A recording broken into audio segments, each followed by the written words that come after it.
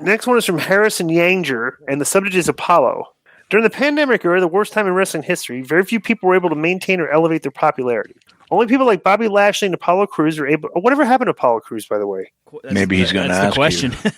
Apollo Crews able to really get themselves pushed up the card, but I got to ask you this. What the happened to Apollo Crews?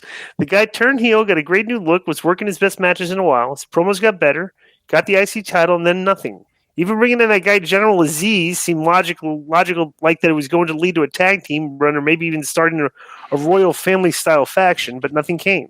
Do you guys have any idea why this is happening? If you don't know, can you talk about WWE building the guy up then only doing nothing with him? I left Billy a ton of comments in the former episodes, but he only responds to the trash talkers. Interesting. You know what, Joe?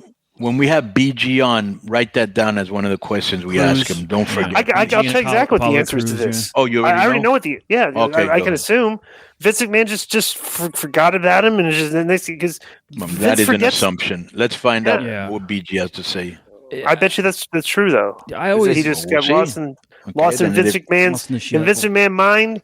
He became irrelevant. He just didn't think about him anymore. He's just like whatever, So I always thought he had the look. He was very athletic. He had a certain kind of charisma. And I was always surprised he didn't go further. And actually, he is still doing stuff. But this week he main evented the main event show, which nobody really watches. And oh, really? He lost to Ciampa, so he's not Yo, what up? This is Konnan, and I host Keeping It 100, my co-host, Disco Inferno, unfortunately. Well, I'd say you're my co-host. Listen, every Thursday here on Spreaker, we talk pro wrestling, sports, movies, music, TV, pop culture, and some politics. It's everything the rest of the pro wrestling podcasts are not.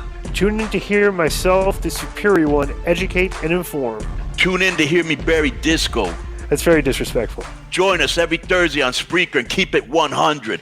Boom!